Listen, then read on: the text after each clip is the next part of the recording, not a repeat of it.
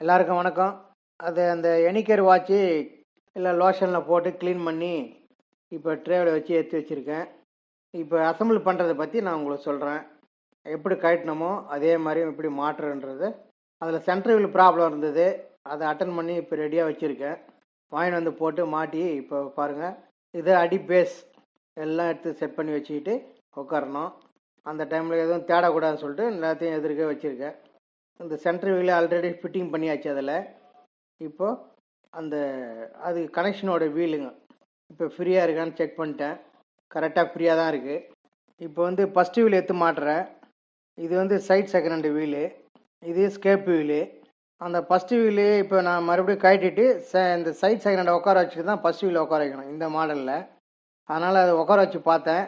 அதை எடுத்துகிட்டு மறுபடியும் வந்து அந்த சைட் செகண்ட் மாட்டணும்னு சொல்லிட்டு ஃபஸ்ட்டு ஸ்கேப் வீல் மாட்டிட்டேன். இதில் அந்த பாயிண்டில் கரெக்டாக அது ஜோல்ஸில் உட்கார வைக்கணும். இது சைட் செகண்ட் வீலு, ரொம்ப பழைய காலத்து வாட்சி, அதனால் ரொம்ப பொறுமையாக பண்ணுறேன். ஏதாச்சும் உடஞ்சிரோ மிஸ் ஆகிடக்கூடாதுன்னு. அந்த ஜோல்ஸு நம்ம உட்கார வைக்கும்போது கீழே பாயிண்ட் வந்து கீழே போய் உட்காருது. அதனால் அந்த பனையை எடுத்துகிட்டு அடுத்தது டை வைக்கணும். ஏன்னா வீல் இடிக்குது பாருங்கள், இன்னும் இறங்கணும் வீல். அவ்வளோதான். ஏன்னா இது கரெக்டாக நம்ம கண்டுபிடிக்கிறோம். அதை இப்போ வந்து லெவலாக உட்காந்துரும் பாருங்கள் வீலு. அடுத்தது ஃபஸ்ட்டு வீல் எடுத்து மறுபடியும் செட் பண்ணுறேன். இப்போ 4 வீலு உட்காந்தாச்சு. அந்த வீலுக்கு உண்டான அந்த வீல் காக் இப்போ எடுத்து செட் பண்ணணும். அந்த ஹெச்எம்டியில் பண்ண அதே ஸ்டைல் தாங்க. எல்லா வாட்சியும் ஒரே ஸ்டைல் தான் வரும். இதுக்கு உண்டான ஸ்க்ரூ எடுத்து, இது 2 ஸ்க்ரூ வருது, லெஃப்ட்டு ரைட்டு. இதை மாட்டிட்டு ஆஃப் த்ரெட்டு தான் வைக்கணும். இதெல்லாம் ஒவ்வொரு தடவை சொல்கிறேன் நான், அது நல்லா ஞாபகம் வச்சுங்க. இந்த ஒரு 2 வீல் காக்கு மட்டும்தான் நம்ம ஆஃப் த்ரெட்டு, அப்புறம் லிவர் காக்கு ஆஃப் த்ரெட்டு. 55 வருஷம் ஓல்டான வாட்ச்சு. அதனால் அது எவ்வளோ கழட்டும் போது எவ்வளோ ரஸ்ட் இருந்தது, பாசை பிடிச்சி போயிருந்தது. இப்போ பார்த்தீங்கன்னா எவ்வளோ க்ளீனாக இருக்குது பாருங்கள். இது மாதிரி கையில் எடுத்துக்கின்னு அந்தந்த பொசிஷனில் அதை உட்கார வைக்கணும். அதுக்கு தான் நான் கையில் எடுத்து வச்சுருக்கிறேன். எல்லாம் உட்காந்த அப்புறம் இது மாதிரி சுற்றி பார்க்கணும் பொறுமையாக. அது மாதிரி சுற்றி பார்த்துட்டா நமக்கு சாட்டிஸ்ஃபேக்ஷன் ஆகிடும், எல்லாம் உட்காந்தாச்சு அப்படின்னு. இப்போ வந்து ஃபுல் த்ரெட்டு பண்ணிடணும். அவ்வளோதான். ரோல் பண்ணி பார்த்தா தெரிஞ்சிடும். இது அவசரப்பட்டு நம்ம டைட் பண்ணிட்டோம்னா உடஞ்சிரும். அதனால் ஒவ்வொரு இடம் சுற்றி பார்க்கணும். இது மாதிரி ரோல் பண்ணி பார்த்தா எல்லா வீலும் ஃப்ரீயாக சுற்றுதுன்னும் போது கரெக்டாக உட்காந்துச்சு பொசிஷனில் அப்படின்னு ஃபுல் டைட் வச்சிடணும். அடுத்தது பேரல் பிளேட்டு உட்கார வைக்கணும். எல்லாம் அதே ஸ்டைல் தான். ஹெச்எம்டியில் எப்படி சொன்னனோ அதே ஸ்டைலில் தான் இதுவும் வரும். பேரல் பிளேட்டு உட்காந்தாச்சு. அடுத்தது பேரலுக்கு மேலே பேரல் பிளேட்டு. இப்போ இது 2 ஸ்க்ரூ. இது நாம் வந்து கண்டினியூவாக ஃபுல் த்ரெட்டு வச்சிடலாம். இது ஆஃப் த்ரெட்டு பண்ணணும்னு அவசியம் கிடையாது. இப்போ வந்து அந்த இப்போ அந்த ஒரு வீல் தெரிந்து பாருங்கள், அது பேர் சொல்ல மறந்துட்டேன் பாருங்கள் உங்களுக்கு, க்ரௌன் வீல் அந்த பேர். இப்போ திரும்ப சாவிக்கு கரெக்டாக சாவிக்கு நேராக இருக்கு பாருங்கள் பெரிய வீல், அது வந்து க்ரௌன் வீல். இப்போ வந்து அடுத்து ஸ்டீல் வீல் மாட்டணும். இது வந்து ஸ்டீல் வீல் ஸ்க்ரூ. இந்த ஸ்டீல் வீல் ஸ்க்ரூ வந்து நார்மல் த்ரெட்டு தான். அந்த ஹெச்எம்டி தான் லெஃப்ட் த்ரெட்டு, மற்றது எல்லாமே ரைட் த்ரெட்டு தான். இது ஸ்டீல் வீல் ஸ்க்ரூ டைட் பண்ணணும். இப்போ கீ கொடுத்து பார்த்தாலே பாருங்கள் எவ்வளோ சுற்றுது பாருங்கள். மிஷின் வந்து இப்போ ரொம்ப ஃப்ரீயாக இருக்குது. அதனால தான் உங்களுக்கு இவ்வளோ கிளியராக சுற்றுது எல்லாத்துக்கும். இப்போ வந்து எங்கெங்கே ஜோல்ஸ் இருக்கோ அங்கங்கே ஒரு ஆயிலு. இது சாவி கிட்ட அந்த ஸ்க்ரூ லூஸ் பண்ணி சாவி எடுக்கிற பாருங்க, அதுக்கும் த்ரெட்டுனால அதுக்கு ஒரு ஆயிலு. இது ஃபஸ்ட்டு வீலு, செகண்ட் வீலு எல்லாத்துக்கும் ஆயிலு, ஸ்கேப் வீலு எல்லாத்துக்கும் ஆயில் வச்சுக்கணும். இப்போ கீ குத்து பார்த்தீங்கன்னா நல்லா ஒயிண்டிங் வந்து ஃப்ரீயாக இருக்கும். இந்த பக்கம் ஆயிலு அதே மாதிரி. எங்கெங்கே ஜோல் கண்ணுக்கு தெரியுதோ அந்த ஜோலில் ஒரு புஷ்ஷு, அதான் ஜோல் மீன்ஸ் புஷ்ஷு, அதுக்கு நீங்கள் ஆயில் ட்ராப் பண்ணிடணும். சென்ட்ரு வீலு, மினிட் வீலு அதுக்கு ஒரு ஆயிலு. இது இந்த கீ செக்ஷனுக்கு ஆயிலு. எல்லாம் எல்லாத்துக்கும் ஆயில் பண்ணுங்கள். அப்போ தான் கீ கொடுக்கும்போதெல்லாம் ஃப்ரீயாக இருக்கும். அங்கே ஒரு பாயிண்ட் ஜோல் இருக்குது, அதுக்காக அங்கே தேடி ஆயில் வைக்கிறேன். சாவி நல்லா கொடுத்தா நல்லா மிஷின் வந்து இந்த ஆயில் கலந்ததுன்னா ஃப்ரீ ஆகிடும். நம்ம பேலன்ஸில் மாட்டும் போது பார்த்தீங்கன்னா மோஷன் கிளியராக இருக்கும். அதுக்கு தான் வந்து இவ்வளோ சாவி குத்து ஆயில் வைக்கிறது. அடுத்தது வந்து லிவர் க்ளீன் பண்ணி லிவர் மாட்டணும். பெட்ரோல் அலசி வச்சாலே போதுங்க, அந்த பெட்ரோல் உடனே காஞ்சிரும். ஒயிட் பெட்ரோல் அது. அந்த ஸ்கேப் வீல் கிட்ட ஒரு ஜோல் இருக்குது, அங்கே தான் அந்த லிவரோட போஸ்ட்டு. கரெக்டாக உட்கார வைக்கணும், பொறுமையாக உட்கார வைக்கணும். ஒன்றும் அவசரம் இல்லை. வாட்சின்றது ரொம்ப நுட்பமான தொழில். ரொம்ப வேகமே இருக்கக்கூடாது, விவேகம் தான் அதிகமாக இருக்கணும். இது உட்காந்துச்சான்னு எனக்கு இன்னும் சந்தேகம், அதனால் மறுபடியும் செக் பண்ணுறேன் நான் அதை. இப்போ வந்து லிவர் காக்கு வச்சு மேலே வந்து உட்கார வைக்கணும். அடுத்தது இதுதான் லிவர் காக்கு. கரெக்டாக அந்த அதுக்கு 2 பில்லர் கொடுத்துருக்காங்க. அதனால தான் 3 ஹோல்ஸ் இருக்குது பாருங்கள். ஒரு பில்லரு 2 ஹோல்ஸு, 2 பில்லர் 1 ஹோல்ஸ், அப்படி ஸ்க்ரூ உட்காரதுக்காக ஒரு ஹோல்ஸு, 2 பில்லர் உட்காருது. அது மேலே உட்கார வச்சுட்டு லேசாக லிவர் அட்ஜஸ்ட் பண்ணோம்னா அந்த பொசிஷனில் போய் லிவர் உட்காந்துரும். இது உட்காந்துச்சான்னு இப்போ செக் பண்ணுறதுக்காக சாய்வு கொடுக்குறேன். சாய்வு கொடுத்துட்டு அந்த லிவரை லெஃப்ட் டு ரைட்டு இப்படி தள்ளணும். தள்ளின உடனே ஸ்கேப் வீலு ஒவ்வொரு பல்லாக ரிலீஸ் பண்ணும். இப்போ உட்காந்துச்சு, அதுக்காக அதுக்கு ஒரு ஸ்க்ரூ போடுறோம்.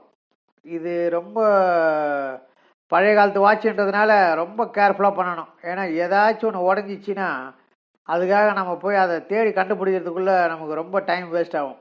அதனால தான் இது வந்து செய்யும்போது ரொம்ப ஜாக்கிரதையாக செய்யணும். இதெல்லாம் கவனிங்க. ஏன்னா பழைய வாட்சு, புது வாட்சு, எந்த வாட்சாக இருந்தாலும் சரி, எந்த ஸ்பேர் உடையக்கூடாது, ஸ்பேர் மிஸ் ஆகவும் கூடாது.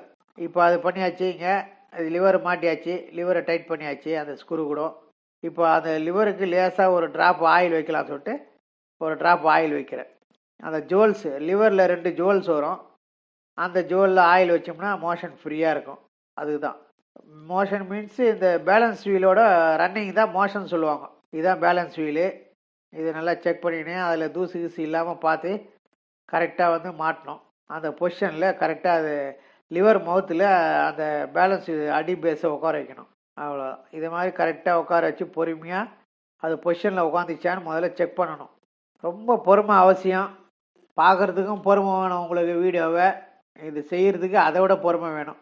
ஏன்னா இது மாதிரி ரொம்ப கேர்ஃபுல்லாக ஒரு வேலை அப்படின்னு சொன்னால் ரொம்ப கேர்ஃபுல்லாக செய்யணும். அந்த கீழே மேலே பொசிஷன் கரெக்டாக உட்கார வைக்கணும். இப்போ உட்காந்துச்சு, உட்காந்தவுடனே அந்த இது டைட் பண்ணணும். இப்போ பாருங்கள் ஓட ஆரம்பிச்சிச்சு பாருங்கள். அவ்வளோதான். இப்போ டைட் பண்ணிவிட்டு சாவி ஃபுல்லாக கொடுத்துட்டோம்னா உங்களுக்கு 24 ஹவர்ஸ் ஓடுற அளவுக்கு சாவி ஏறிடும். ஒரு வாட்ச் சாவி கொடுத்தோம்னா 24 ஹவர்ஸ். அவ்வளோதான். ரன்னிங் பாருங்கள். மிஷின் பலன்னு ஆயிடுச்சு. ரன்னிங்கும் ரொம்ப நல்லா இருக்குது.